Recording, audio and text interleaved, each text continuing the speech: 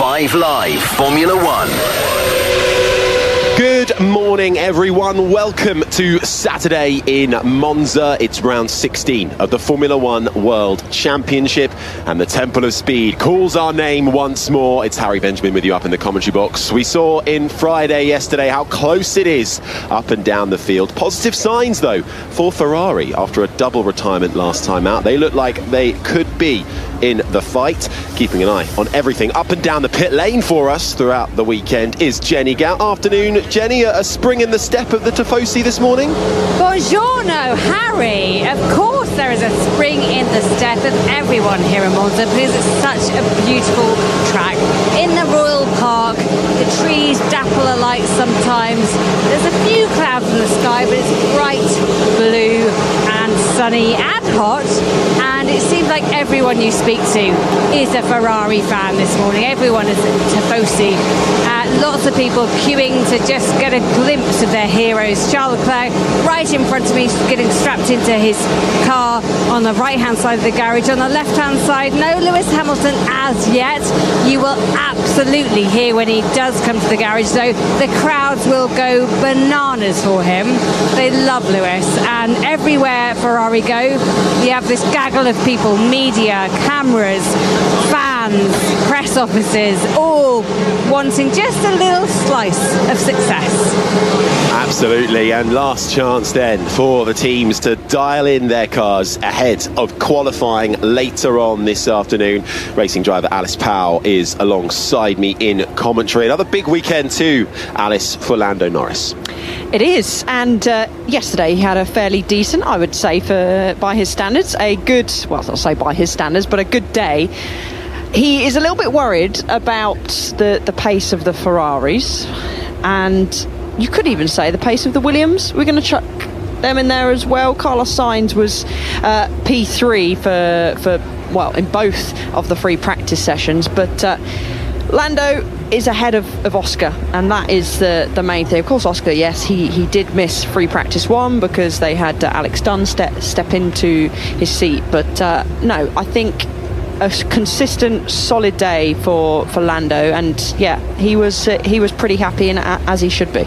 Yeah, well, we shall see how the track continues to evolve and the times stack up over the course of the next hour. FP3 coming your way in just a few moments' time. Coming into this weekend, this is why we say Lando Norris needs a strong weekend off the back of that retirement last weekend at the Dutch Grand Prix. Has now fallen 34 points behind the championship leader and his teammate Oscar Piastri, sitting pretty at the top of the standings. Max Verstappen is third, with George Russell and Charles Leclerc the top 5 in the drivers. Over in the Constructors' Championship, McLaren 324 points ahead of second place Ferrari, who after their double retirement last weekend, well, they're only 12 points ahead of Mercedes in third. Red Bull are fourth, with Williams leading the charge in the midfield, but it is tight with Aston Martin sixth, and just a couple of points, a handful of points separating 6th, 7th and 8th.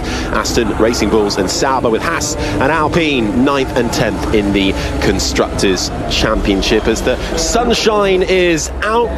Glorious conditions, perfect weather then for Lewis Hamilton to strut his stuff once more, Jenny, in front of the Tifosi.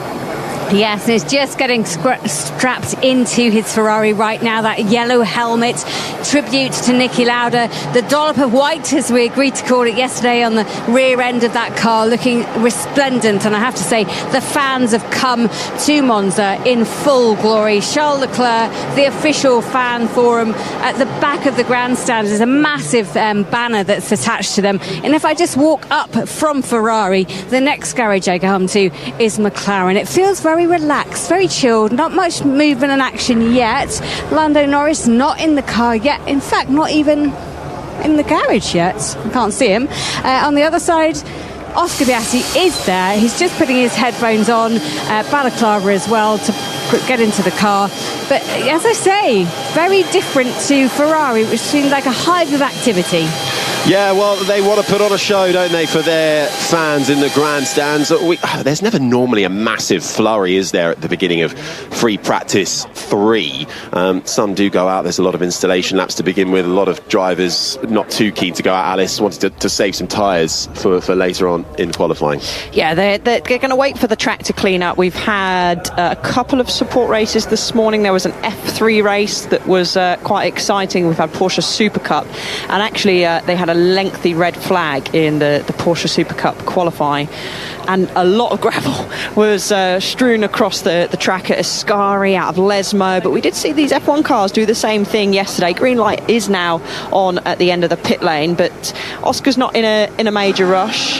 But the Ferraris, they're all sat and ready to go. But we're waiting. We've got Hulkenberg. I think he's the only driver, by the looks of it, that's made his way out down pit lane. Yeah, looks like it on the medium tyre. Green light is on, and the session is underway for those who wish to do a sync up. It's 59 minutes and 19, 18, 17, 16 seconds remaining of this final practice session before we go qualifying later on this afternoon. Now we speak of Lewis Hamilton, his first Italian Grand Prix for Ferrari, racing at Monza with a 7-time pole sitter here, 5-time winner here, holds the record jointly with Michael Schumacher. Here he is talking about how special it was to drive out of the garage for the first time right here at the Temple of Speed.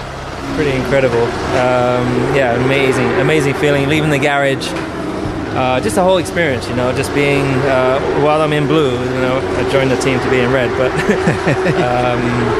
yeah, being in the garage, the experience we had on Thursday with the Tifosi in Milan, and then to come here and drive out the garage in a red car, it's all I ever thought it would be, and more. So P1 was a good session, and then P2 we made some changes and the car was a bit worse, so we know at least the good thing is we can go back on it.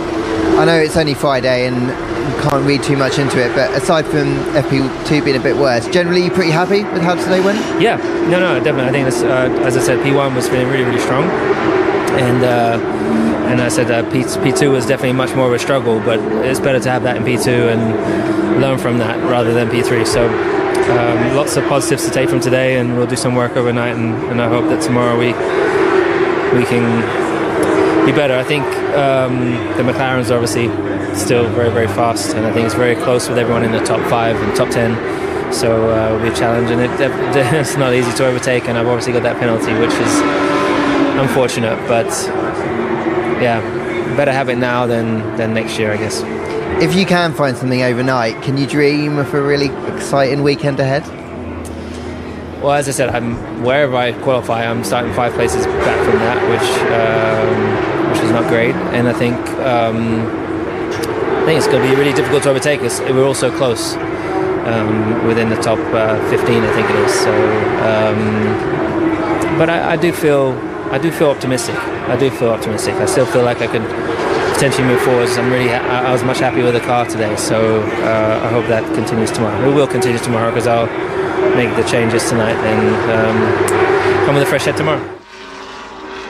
Lawrence Barretto speaking to Lewis Hamilton there, just describing those feelings of racing and driving out of the garage for the first time here, and of course his hopes for the weekend. As he was alluding to there though, Alice, he does have that 5-place grid penalty, but seeing the positives, I suppose, Ferrari did have a decent day yesterday. Charles Leclerc looking strong as well. Of course, Leclerc was the man who won here last year.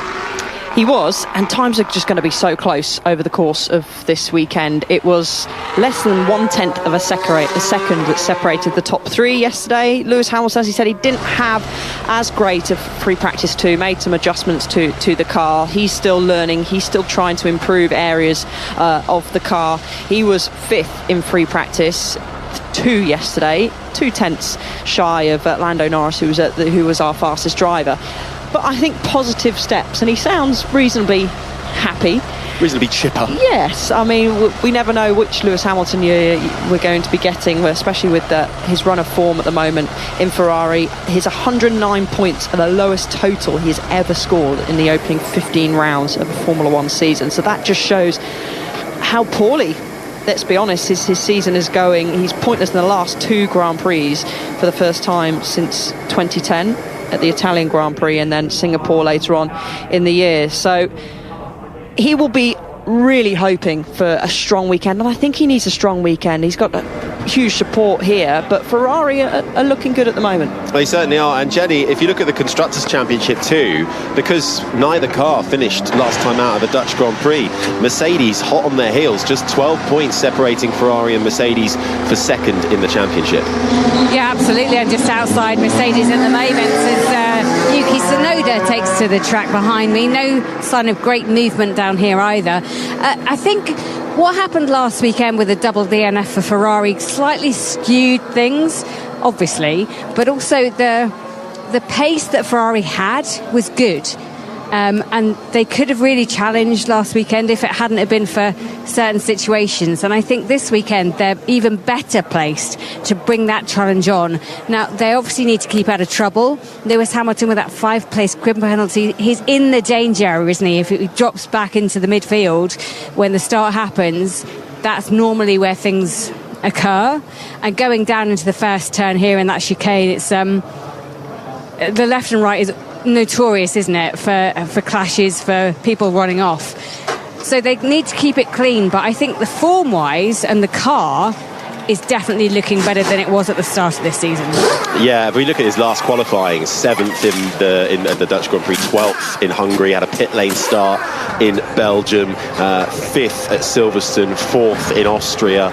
So if you're looking at the last couple, then it would certainly drop him down into that danger zone. And it is a pinch point, isn't it, Alice, going down into turns 1 and 2, that Rettifilo chicane. The main memory I have, by the way, just a few cars out on track, Gasly, Colapinto and Tsunoda, the only cars out on track at the moment. Nobody has set any kind of competitive lap time. The most amount of laps so far has been done by the 2 Aston Martins, who've done 2, along with Gasly and Colapinto, who are still out there now. So we'll keep you on course with that. But Gasly is actually just making his way down into the first chicane.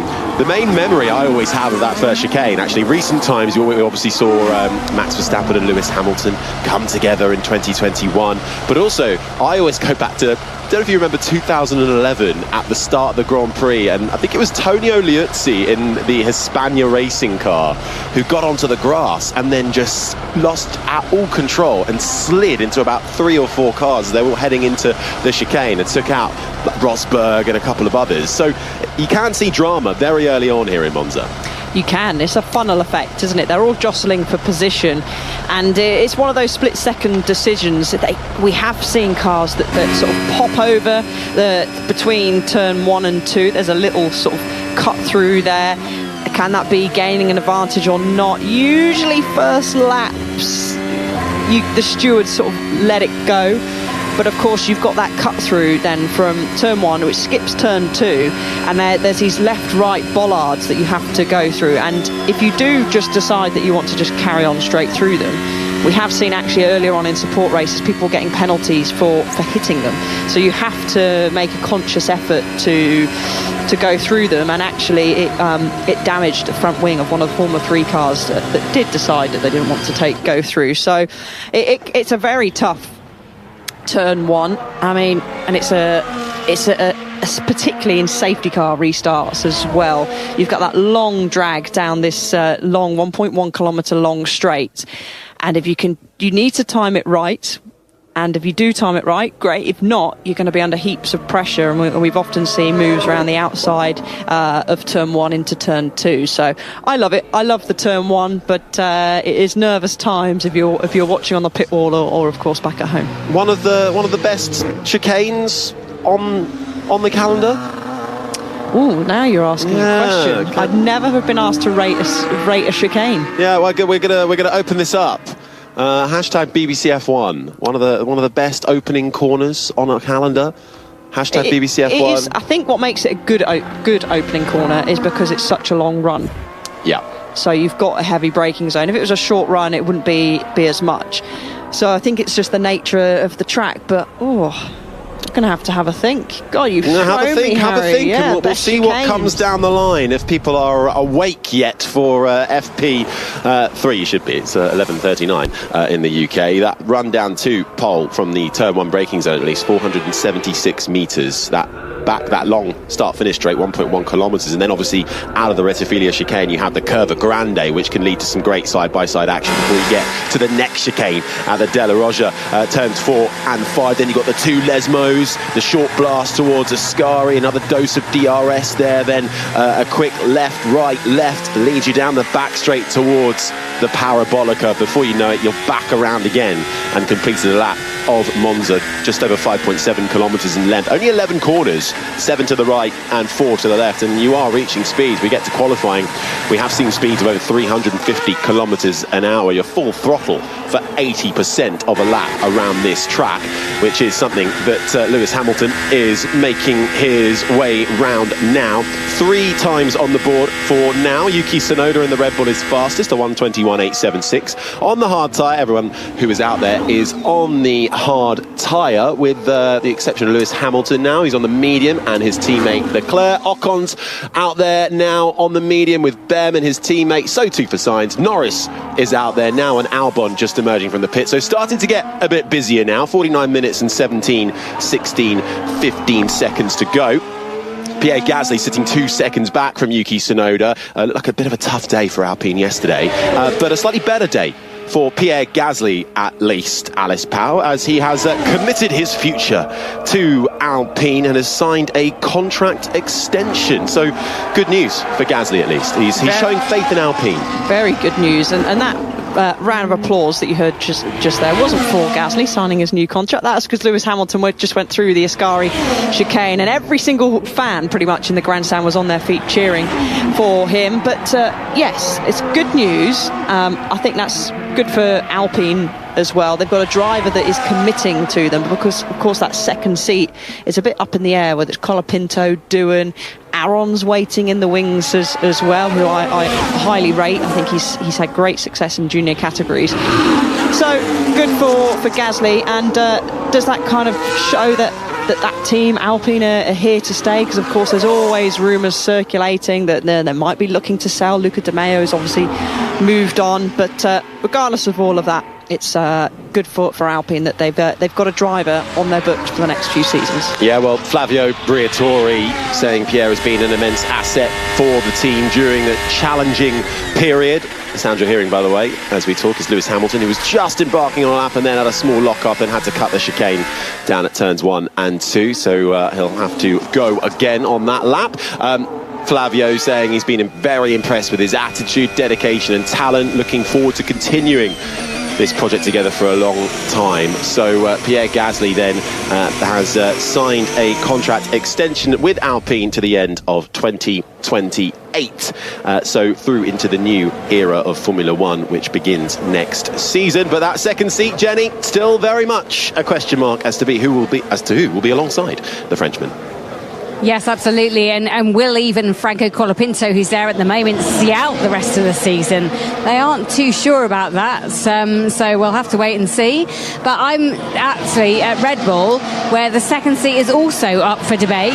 Yuki Tsunoda, they confirmed he will stay there for the rest of the season, but what will happen next season? That's the big question. I'm just looking at Max Verstappen's car. He's currently in it.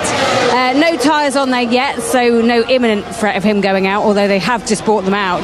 And they're saying because of their skinny rear wing and the skinny front wing that they put on especially for this track, because it's a low downforce track, they have to make sure the balance is working for them. And they were there yesterday, but I think they were trying to get them even more comfortable. So that's what they'll be working on today when they finally send them out. That's the noise, the tyres just getting threaded onto their wheel arch. Thanks, Jen. Tsunoda currently quickest ahead of Colapinto, Norris third, Gasly fourth, Ocon fifth, as Sainz puts in his first lap on the board to put himself sixth, but not really. He now begins a proper lap This is the sound of Isaac Hadjar getting a nice bit of a toe from the Williams down the back straight. It made me jump a bit because I thought he left it a bit late to pull out from the rear of that Williams. All makes a difference, these hundreds, thousands of a second. But just picking up on what Jenny was saying about most of the teams running, of course, less downforce on the rear because with the long straights, the nature of this circuit, that then leads to a more pointier front end. If you're taking downforce off the rear, you're going to have pointier front end, and of course then you need to try and balance that out a little bit. They will trim some downforce off the front as well, but naturally the rear wing produces a lot more drag than the front wing, which is why they make these adjustments to that wing for Monza. But that's what we've seen plenty of teams coming up and talking about on the radio, particularly Max yesterday. He was talking about, the whole car having no grip. But it's a very unique circuit here in terms of finding that balance, because of course you want to settle rear, particularly when you go into the heavy braking zone, which we're riding on board with Carlos Sainz now. He's going into the first corner. I think it's the tailwind turn one. Yeah, I agree. I mean, according to our timing screens, there isn't, but maybe out on track there is. But actually looking at the onboards of how careful they're trying to turn in to turn one, it's a little bit bumpy down into turn one, but also that is because naturally there's going to be less grip on the rear because of the downforce. So you have to be nice and smooth when you turn in to turn one here at Monza, because you've got a tailier rear end. But that is the fastest way. You can put all the downforce back on if you like, but you will sink to the bottom of the times because we've got 80% of the lap is full throttle. Getting busier and busier on the track now. Everybody out there, with the exception of George Russell at the moment. Verstappen has just embarked out of the pits. Jenny. Yeah, he's taken the set of the soft tyres just to mix things up. Thank you very much, Jenny.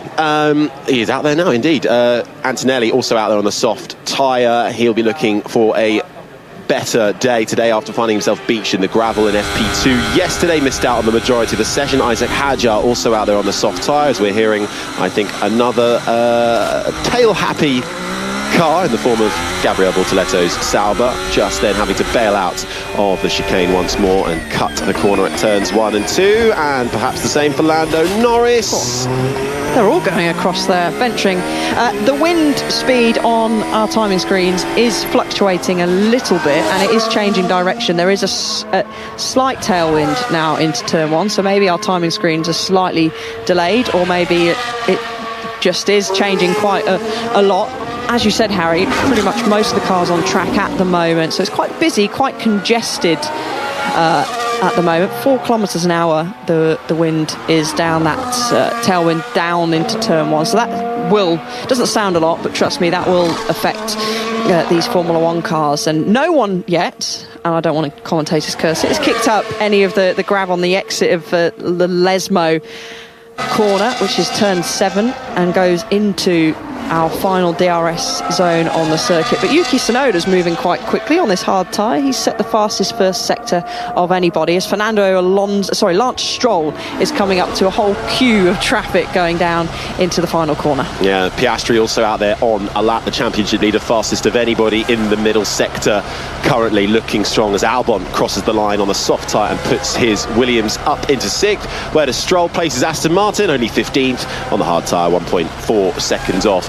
Now, there is a lot of talk coming into this weekend about the future of Formula 1 and what that could look like. Of course, we're going into a new era next year with the power unit changes for 2026, but also some rumblings about engine changes going forward as well. And I wonder if we can bring in the BBC's F1 correspondent in Five Lives Race Centre, Andrew Benson. Morning, Andrew. Afternoon, Andrew, probably I should say. There's been a lot of chat coming from the FIA and the president, Mohammed Ben Sulayem, about a possible change to Formula 1's engine rules. What can you tell us? Yeah.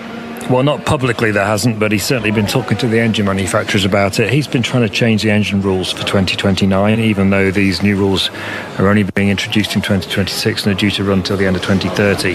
There was a meeting planned for Thursday next week in London to discuss his ambition, which is basically to reintroduce V8s with a small proportion of hybrid power and probably no turbos. But he's cancelled that meeting because it became apparent that there was not agreement from the manufacturers to the plan.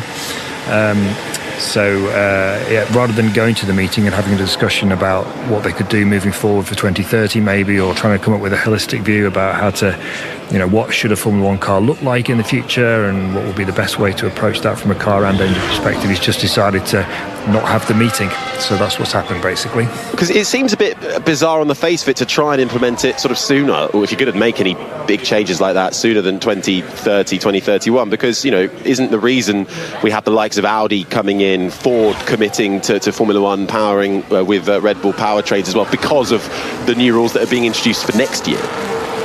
Yes, absolutely. So Audi came in because of the new rules for next year, where hybrids are much larger proportion of the total power output of the engine, which is nearly 50%. Ford did the same. I spoke to Jim Farley, CEO of Ford, yesterday in an exclusive interview, and he was very clear that electrification, or partial electrification I should say, was critical to Ford's view of future performance motoring. GM have come in for next year with Cadillac with the same reason. Mercedes made it clear they wanted a hybrid as part of the future. Honda decided not to pull out of Formula One anymore and to stay in. They're going to be Aston Martin's works partner next year because of hybrid. No one really knows why Ben Sulayem wants to change the engines before the end of the new regulation period. He hasn't explained it, not properly anyway, and as I say, he wanted to. A lot of people suspect it's to do with the forthcoming FIA election, but he's not entertaining public debate about it. So we're only left with what we can piece together from talking to people in the paddock who deal with the FIA on these things. But the engine manufacturers have pushed back. They were open to a change for 2030. It wasn't clear what that change was going to be, but they were open to the idea of a 2.4 litre V8 with some degree of hybrid. I think Mercedes were looking at more like 30% hybrid power. Audi wanted a turbo, we believe, although they're not saying anything publicly. So that discussion could have been had. A change could potentially have been moved forward in the direction for 2030, but he's decided just to, because he couldn't get what he wanted, he's called the meeting off, basically. Yeah, thank you, Andrew, for that. Certainly an interesting time, but those plans, at least officially or unofficially, for Mohammed Ben Sulayem with engine changes shelved for now.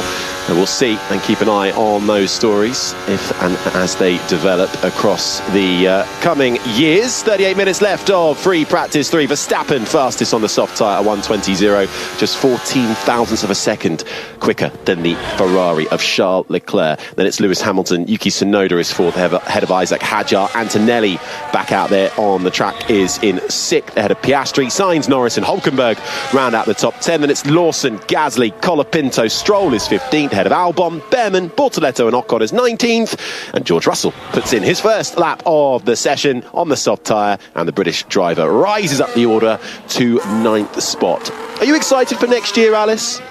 I am, but I'm also a bit sad because we see this all the time. Before or when a current regulation in Formula One expires, it gets close, it gets exciting, doesn't it? And it's all going to change next year. But I am really excited to see the changes implemented for next year. Who comes out on top? Of course, we want it to be exciting, but it's a big change. It's not a small change. It's a big change. So, again, extremely excited to see how that goes down. And like you often say, Harry, it is a development race, and it's going to be who's got into these rules, who's implemented the regulation, interpreted the regulation as well, and who's going to have the best power combination, of course, downforce and car setup as well, and that all counts towards building a fast race car.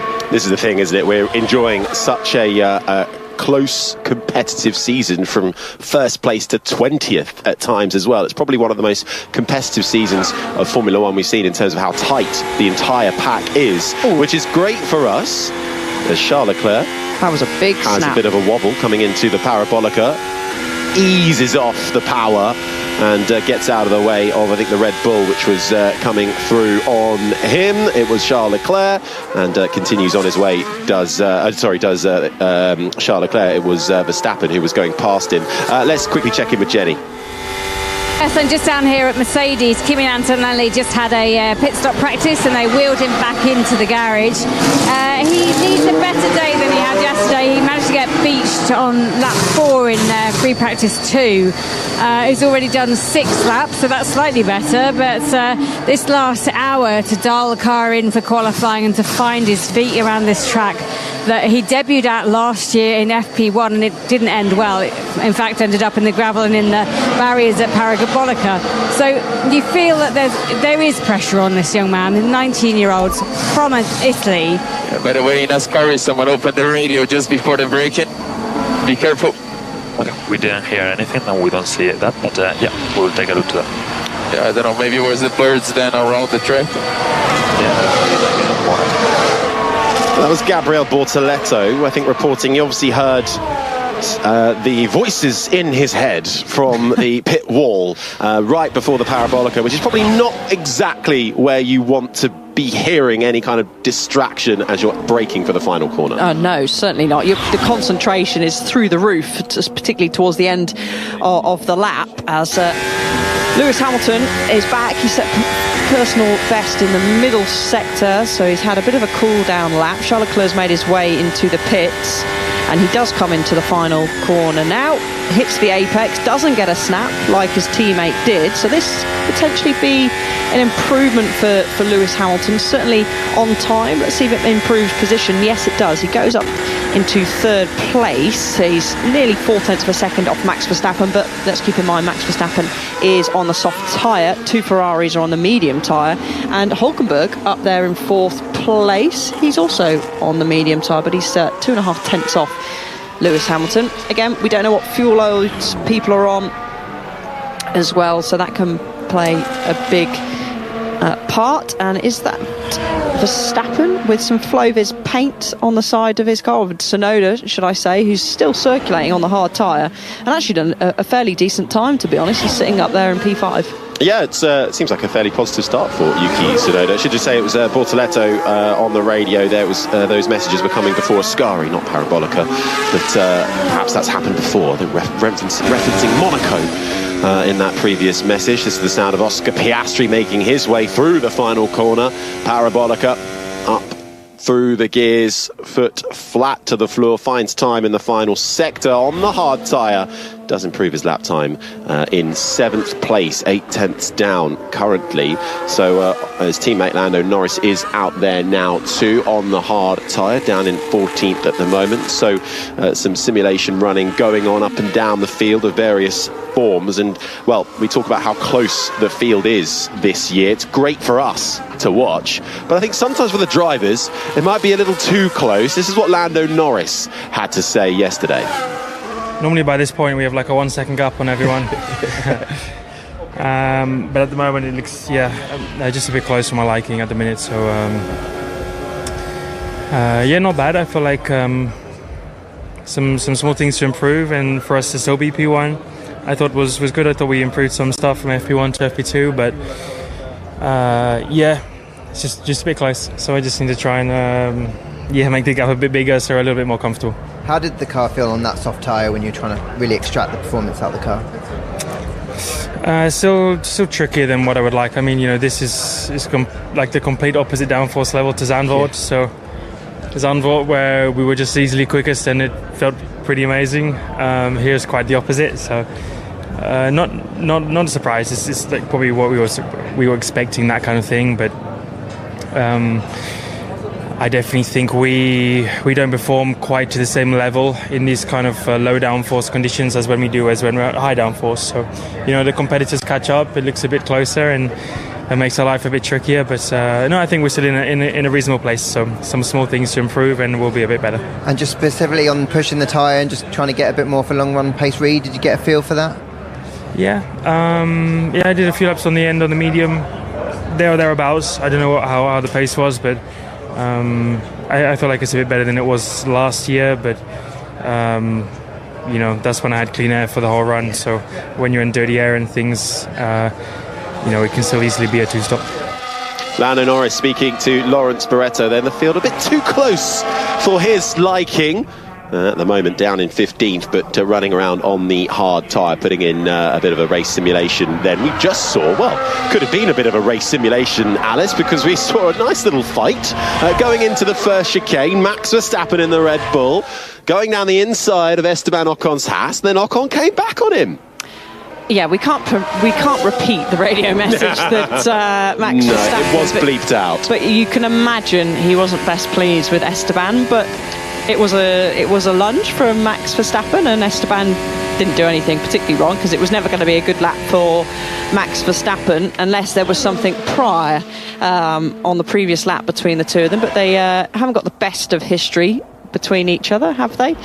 But Isaac Hadjar is out on circuit now, still circulating around currently 10th place. He's on the soft tyre at the moment, set a personal best in the first, but not the middle sector. Goes into the final corner now, looking to make an improvement further up the order if he can, and hoping to have a repeat of his success last weekend, of course. Yeah, puts himself up into 8th. Isaac Hadjar, now a podium finisher in Formula One, is the young French rookie, just 20 years old.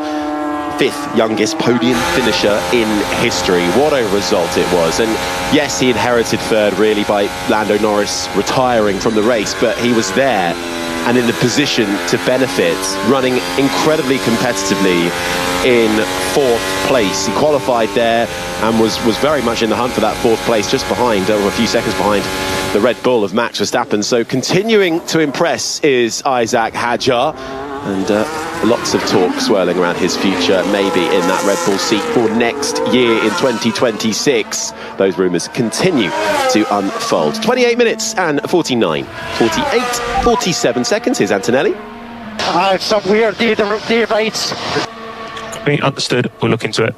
So derating down the straight, so he's basically can just feel that, well, it's almost, probably best way to describe it is it kind of feels like it's cutting out slightly or hitting a brick wall. It's not smoothly, it's not going smoothly, it's not pulling as smooth as he would like. So Kimi Antonelli just coming out of the second Lesmo, where he had that spin yesterday, of course.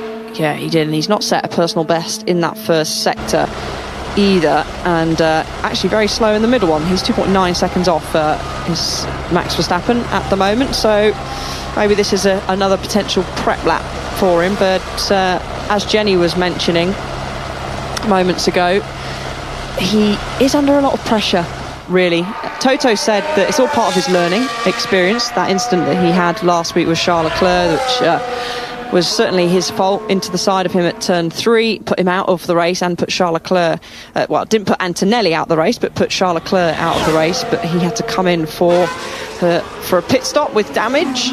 And let's have a look again to see, he's in turn 1 now, to see if he's going to try and make improvements as we're riding on board with Hadjar. I don't think he had his DRS open, Antonelli, down the start-finish straight. This is Hadjar coming into the second chicane, the De La Roja chicane, and he is under investigation for not following the race director's instructions and using the escape road instructions. If you cannot make the corner at the De La Roja chicane, you are to do your utmost to follow the escape road, which is indicated by yellow lines that lead you quite deep into the runoff between turns 4 and 5, and then to rejoin after the bollard on the exit of the De La Roja chicane. And that is not what Hadjar did. He just cut the corner, but he may well argue that he didn't really have the chance to sweep down the escape road. And in practice, usually, they'll just be given a bit of a warning for that one. There are a couple of Ferraris out on track. They look like they are gearing up for an outlap, both out there on the medium tyre, Charles Leclerc and Lewis Hamilton, as almost the two Ferraris come together. Lewis Hamilton having to get right out of the way coming into the Parabolico because his teammate Charles Leclerc was very slow on the racing line, right on the entry. Hamilton gearing up for his quick lap, speeding right up to the back of him, darting to the inside last minute and making the corner. He carries on though. This is the sound of Hamilton down through the gears and through the first chicane as Charles Leclerc now comes across the line as well. Update from Ferrari, Jenny Gao. Yeah, I just watched the two go out, and actually they were meant to go out simultaneously, with Leclerc leaving first and then Hamilton leaving, both on medium tyres. But one of the tyre blankets got caught under Hamilton's front left wheel, so they had to pull him back in. So they weren't quite out exactly how they would like to be. But we talk about how close it is in the field. Just 1/100th of a second separates Leclerc and Hamilton. Now they've gone out, they'll put another run together, but it's very close between the two Ferraris. Yeah, and Hamilton going quickly as well in the first sector, at least. Lost time though in that middle sector, fastest of anybody in the first sector, makes his way through Ascari, which spits him out down the drag towards the Parabolica on a used set of medium tyres. So those tyres perhaps just starting to fall away in that middle sector, trying to find a bit more time coming through the final corner. Parabolica, there was a car in the distance for Hamilton, Kimi Antonelli. Not sure it's close enough for him to really get a tow, but does find time in that final sector and moves himself, well, up into second, just under 2.5 tenths back from Max Verstappen's fastest time. Verstappen setting that time on a soft tyre earlier on. So a big loss of time for Lewis Hamilton in the middle sector to Max Verstappen, and that will be mainly because, well, the soft tyre is the difference. And sector 1 runs from the start finish line all the way down through the first corner, so turn 1, turn 2, the chicane, and then just before turn 4, and then you've got where the tyres will be under the most load. We're just seeing a replay of, I'm guessing this is a couple of moments ago. I think this was the continuation of what we saw earlier between Ocon and Verstappen. Exactly. So Ocon tried to go back down the inside of Max Verstappen, and Max kind of chopped across and said, no, you're not. But the soft tyre will have the biggest advantage through sector 2, so that's why we see that deficit between Lewis Hamilton and Max Verstappen. Doesn't seem like many people are venturing out on the soft tyre. Sainz, who had a very good day yesterday, he was third in free practice 1, and he was third in free practice 2. And in free practice 2, he was just under 1/10 off Lando Norris. So I'd like to see Carlos Sainz have a good day in the Williams. I have felt sorry for him, obviously having to give up his seat. Well, not intentionally, of course, to Lewis Hamilton coming in, but I think he deserves to have a good result, and he's only been out qualified by Albon 8-7 this season, but trails him 48 points and 9 positions in the Drivers' Championship. So he's just not had the run of the race, and of course didn't even make a lap really of the Australian Grand Prix at the very start of the season. Wasn't a great debut for him. No, it wasn't, but Carlos Sainz at the moment making his way towards the Parabolica. A pole sitter here, of course, back in 2023. Let's just see where he comes across the line on this set of medium tyres, and pops himself up into 11th. Finished third yesterday at the end of the day. 6 points finishes to his name so far, but actually hasn't scored any since the Canadian Grand Prix 6 races ago. Was unlucky to miss out last time out with that incident with Liam Lawson, and Carlos Sainz receiving a penalty for it, which the Williams team are challenging and have put a right of review to the FIA on that one. We'll keep you updated as and when we hear more on that. But I'll tell you who we can hear from, speaking to Lawrence Barretto, is Carlos Sainz. Well, Carlos, that looked pretty good for your first day in the office at Monza. Talk me through how it felt. Yeah, honestly, in terms of lap time and performance, looks like an encouraging day. I think we seem to hit the ground running this morning with a good setup and a good balance that seemed to give us decent lap times. in terms of confidence, not quite up there. I've been struggling a bit in turn 11 and turn 7 to throw the car in and be at home. Car feels quite different to a Ferrari around here. Okay. Has some very good traits, some very difficult ones, but every lap I do, I'm trying to learn how to adapt around and drive around it. But promising pace, as I said. Now I just need to make sure I feel more comfortable on the first lap on softs when you put this first lap on the tire, and also a bit in a couple of corners where I'm still lacking a bit. But all in all, with all those things here and there, good pace. So it feels like there's a lot more to come then, if you can kind of hook all that up. I don't know if it will come in terms of potential, but in terms of comfort, for sure. I feel we still need to work a bit on the setup and a bit on the management of the out lap to extract more out of the soft, because the lap time is good, but I did it on the second push on the soft. I wish I could do it on the first. Right now, the balance and the tires that don't give me a feeling to do it on the first push, so we still have a bit of work to do.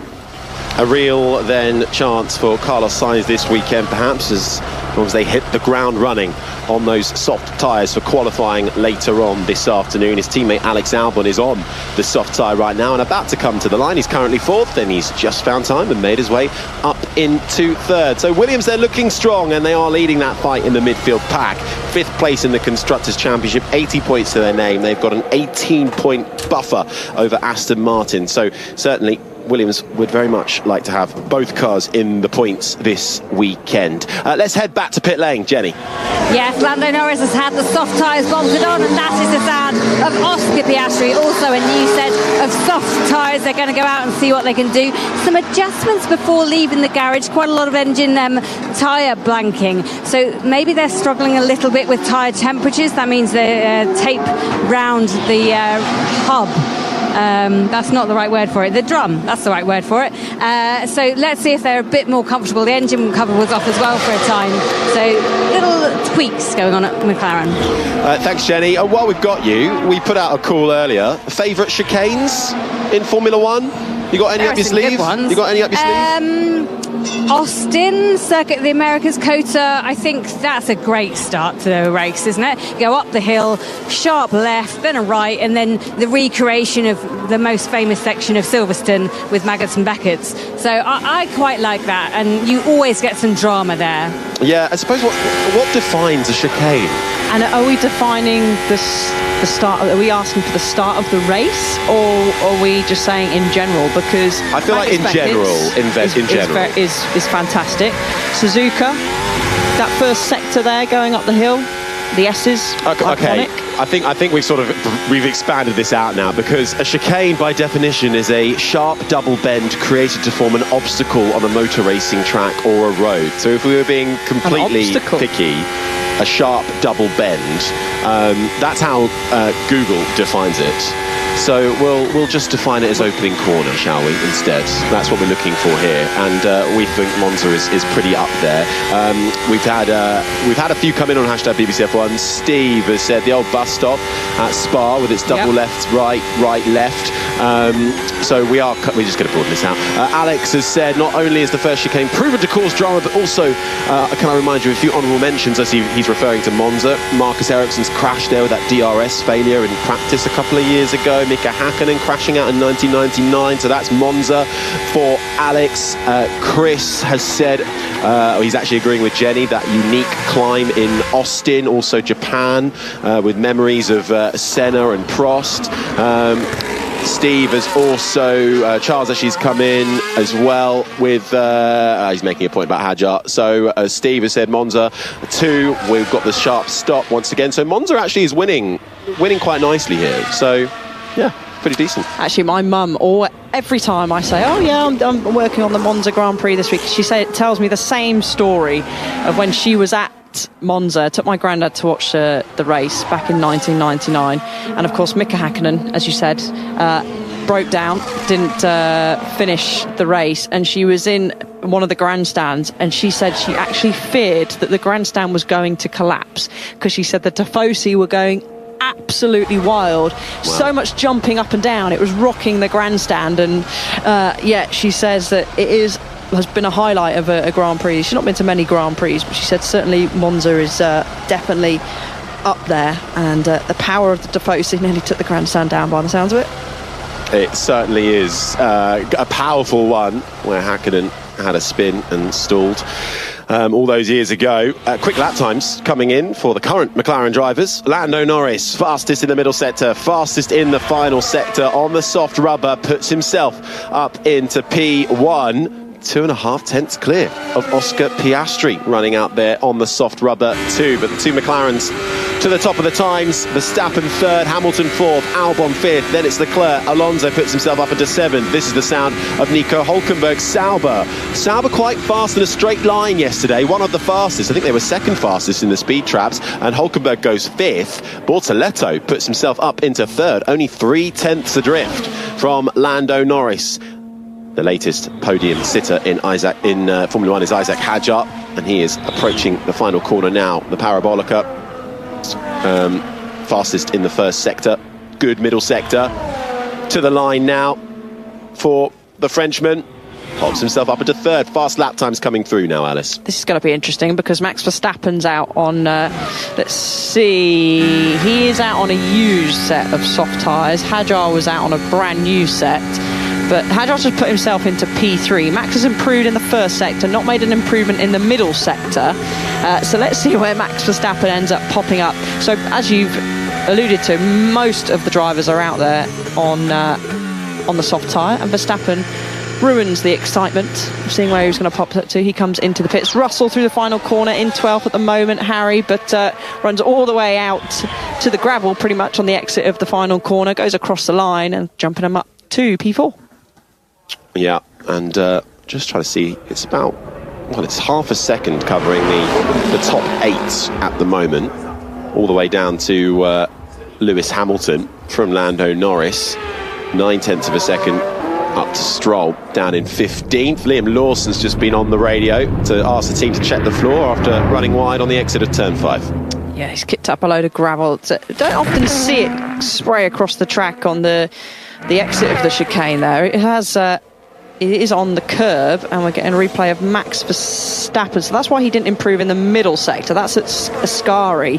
He dipped a wheel at turn 9, which is the right-hander in that chicane. Lando Norris gets wheeled back into the garage. So these are the final stages where, in this free practice session, you can make changes to the car. You can make adjustments going into qualifying. Of course, we go into Parc Fermé.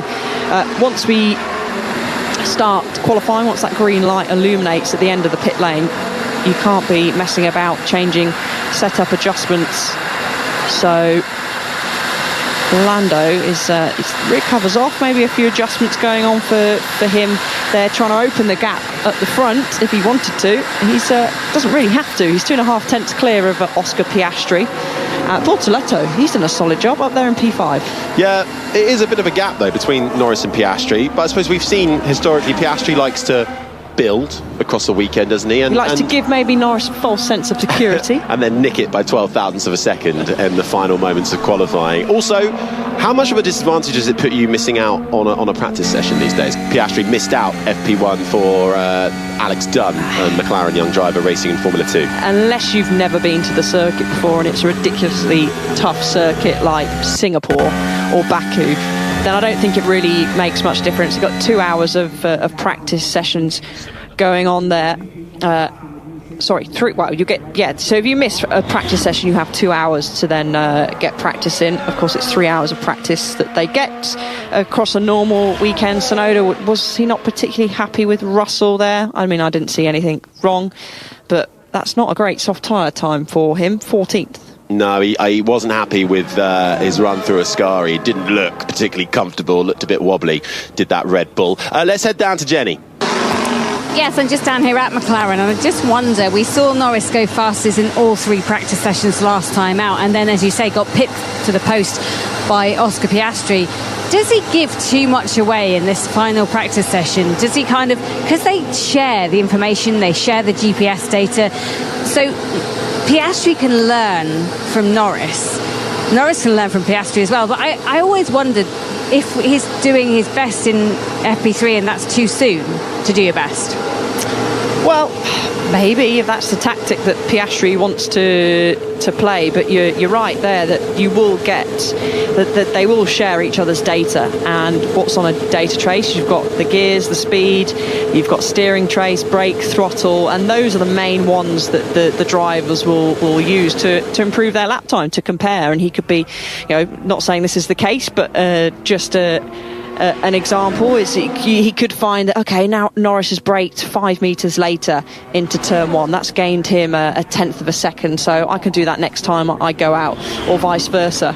So data plays a huge part in a driver's learning. They have it. Didn't have it when I was in karting, but they have it in karting now. They have those kind of data traces. So from a very young age, a driver is learning all the way through up the ranks.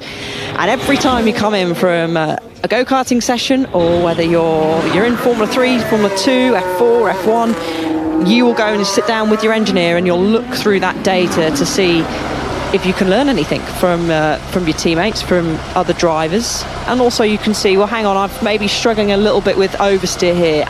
As a driver, am I inducing that myself? Let's look. Maybe I'm a bit too eager with the throttle. Maybe I'm a bit too keen with the steering. Maybe I can open up my line a little bit more. If not, then let's make an adjustment to the car. So data, a huge part. In Formula 1, they have so many different sensors. They have live telemetry as well. So could even, if you're not allowed to coach drivers, but can be given information, fed information through whilst out on track as well. So I like the idea that, you can just sort of have a little sneak peek at your teammates' homework and have a little copy. Even at the pinnacle of motorsport, every small advantage can help you, especially in this championship battle between the likes of Norris and Piastri. Piastri, though, with that advantage now, 34 points the gap in the championship standings, but right now out on track, it's advantage Lando Norris. Not out on track, though, at the moment. We haven't seen the two Ferraris in a little while, Hamilton and Leclerc, confined to the pits for the time being. Jenny. Yeah, but they're just going out, so it'll be Charles Leclerc leading the way. He's got the soft tyres on. I'm guessing it will be. Both of them, number one mechanics, have reversed themselves out to the pit lane, and they're both holding their cars in place, waiting for someone to probably come down the pit lane, and then they will release both cars. They haven't set the soft, fast time yet, so this will be interesting. How close will it be? They're sending Hamilton out first, and straight after, almost on the back of him, they're sending Charles Leclerc out. Hear the tyres screeching as they make their way into the fast lane of the pit. So we'll see what the Ferraris have got shortly. Lando Norris is having another go down on the soft tyre out of the first chicane and through the Curva Grande as that Papaya McLaren arcs through the right-hander. Next focus will be on the braking for the De La Roja chicane, the left-right of turns 4 and 5. He's 35 thousandths of a second up on his own time through the first sector. A little bit of traffic in the form of George Russell's Mercedes gets nicely out of the way as he makes his way through the first of the Lesmos. Seen a few mistakes yesterday from Lando Norris in the second of the Lesmos. The gravel waits you on the left-hand side to punish the smallest of mistakes. Norris through and now into the DRS area. The rear wing flies open, then slams shut for the Ascari chicane. Lost a tenth, though, in that middle sector on his last time. Spits him out through the Ascari chicane and down the back stretch towards the Parabolica. We'll get a little bit of a tow from Max Verstappen's Red Bull, who is just about a few seconds ahead of him through the right-hander now. The final corner almost greets you, welcomes you to the gravel, and really taking the shortest distance to the line, hugs the inside for Lando Norris, but doesn't improve. Stays P1 with a 1:19.331. Others are improving out on the track, though. Hulkenberg fastest of anybody in the first sector. Alex Albon crosses the line and is half a second down in 8th as Bortoleto goes up into 3rd spot in the Sauber. Looking pretty handy, aren't they? Again, we don't know what fuel loads others are running, but that's still a huge positive sign for him jumping out. We're waiting for Piastri to cross the line. Our personal best in the first sector. Jump on board with him now. He's going to come down, jump on the brakes into Ascari around about 50 metres before the corner. You apply the brakes, and nice and smooth. Again, like Norris, he'll take the shorter line. He'll do the less miles. He does pop ahead of Max Verstappen. Still a tenth and a half shy of his teammate, but this is a used set of tyres, so you would expect a jump if they were on a brand new set. Antonelli down in 20th and last at the moment, Harry, but I don't think that's going to be for much longer. No, he's about to cross the line and goes up into 10th spot for the 19-year-old rookie who has yet to finish higher than 10th in a European race, looking to try and show off in front of the home crowds and actually set an identical lap time to Fernando Alonso, but because Alonso set it first, he stays 9th and Antonelli slots into 10th. Russell, Antonelli's teammate, finding more time and puts himself up into 4th spot as we see the two Ferraris on improvements too, but nothing splitting. Well, so Verstappen and Russell, 3rd and 4th, as Charles Leclerc nearly loses his Ferrari coming out of the second Lesmo, dips a wheel onto the gravel, the back end sticks out on him, almost vertical into the wall, but he saves it, carries on, would have lost time though. He's looking on the edge, Leclerc. Every time he goes through Lesmo 2's turn 7, he looks on the edge. Through Parabolica, turn 11, final corner, looks on the edge. Hamilton looking more settled of the drivers. Hamilton was up on Norris in that first sector, but he's lost a bit of time in the middle. We'll wait for Charles Leclerc to come across the line. He will jump up only to 8th place, 4.5 tenths off, but Hamilton, I think, will fly up the order only to 6th. Behind Gabriel Bortoletto's Sauber, more time definitely there for Charles Leclerc, I think, were it not for that mistake. And nearly into the wall for the Ferrari driver. It's Lando Norris with just over 5 minutes to go here in this final practice session, fastest by over 1.5 tenths. We're going to get another look. This is the sound of Charles Leclerc approaching the second Lesmo into the right-hander. It looked a bit calmer on board, didn't it? Off board, I thought he was heading for the wall. And there's a big drop-off on the exit of the Lesmo 2 corner, and the drop off from that curb is what caught him out. So when that rear left wheel dropped over, he bottomed out, and that's what then sort of spat him sideways. So a good save from Charles Leclerc, and would have been probably a spot or two higher if he didn't have that mistake. But all 20 cars, Harry, covered within 1 second. Ocon is occupying 20th place at the moment. He's 0.973 tenths of a second off Lando Norris at the top. It's close. It is so close. Just over 1.5 tenths between the two teammates, Norris and Piastri. Verstappen is within 2 tenths in 3rd. He's only a couple of thousandths ahead of George Russell. The Sauber of Bortoletto is having a bit of a check to his floor. Is 5th. I believe Sauber have really gone all out here for straight line speed and as a sacrifice to their corner speeds. But obviously here you've got such long straights. It's basically a track with straights and a couple of corners to split them up. So that's where Sauber have decided to put their priorities in this huge fight in the midfield, which is so important for them. Hamilton 6th, Hadjar is 7th, then comes Hulkenberg, Leclerc, Albon the top 10. Alonso is 11th with an identical time to Antonelli behind him. Sainz, Lawson is in 14th spot. Then comes Oliver Behrman. That's the sound you can hear right now. He's out there making his way through the Curva Grande, finished 6th, his career best last week in Zandvoort. Yuki Tsunoda, though, down in 16th, then Stroll. Colapinto ahead of Gasly and Esteban Ocon in the other Haas. 20th and last at the moment, but the entire field separated by less than a second. Here's Hamilton. Some more juice, some more speed somehow. Understood? It's not on about orange juice, he just wants a bit more power out there in his Ferrari at the moment. But going back to how close it is, Harry, a couple of hundredths, let's use Antonelli as an example, a couple of hundredths of a second puts him up into, well, near enough into the top 10, essentially. So that could be him getting through into the final part of qualifying later on today. And trying to find a couple of hundredths of a second, where can you find it? It could be getting on the throttle a fraction earlier. It can even be down to opening that DRS bob on, absolutely spot on when you go over the activation zone of the DRS. If you just leave it a split second too late, that could potentially be you qualifying out of going out of Q2 to then not getting through into Q3. Well, we saw it last week as well with Oscar Piastri getting pole by 12 thousandths of a second. The only advantage he had was a small effective toe as he crossed the line. I was sort of out of luck as to where there was a car in front of him that was placed there. And a little bit of traffic coming out of the pit lane. Lewis Hamilton's Ferrari rather finding himself stuck behind the man he replaced at that team, and now in the Williams, Carlos Sainz speeding out there. I think Hamilton's in a rush because he's got 1 minute 30 left on the clock currently of this session, and he flies past Carlos Sainz now. He hasn't got very long to get round to start a final flying lap. A lot of work being done on the floor of Liam Lawson. Actually, he is out of the car, so he's done for this session.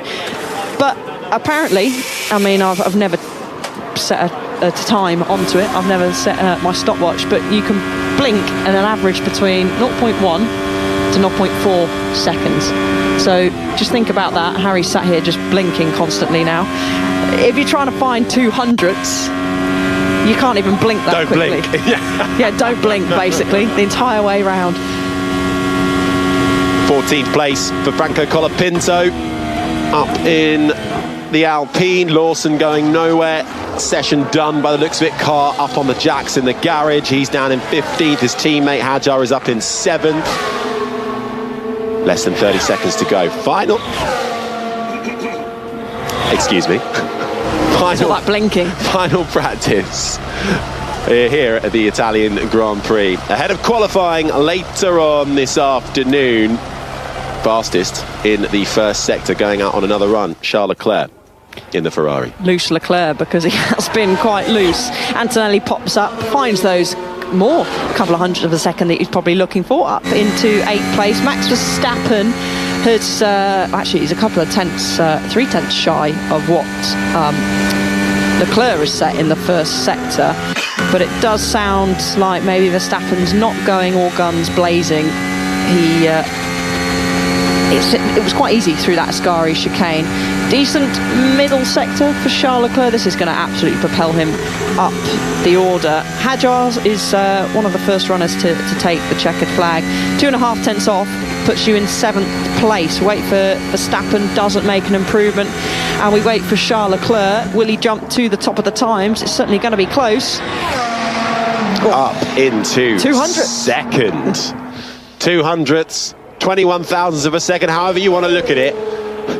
It's less than the blink of an eye. Less than the blink of an eye, it certainly is. And even gets a bit of a round of applause from some of the Tifosi in the grandstand, standing and applauding Charles Leclerc. Checkered flag out then. Practice is over, and Leclerc straight away waving to the fans.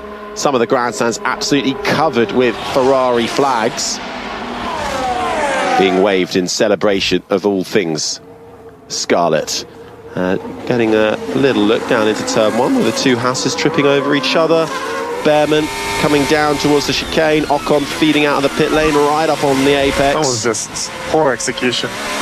Can't have my teammate sitting on the apex in turn 1 on my lap.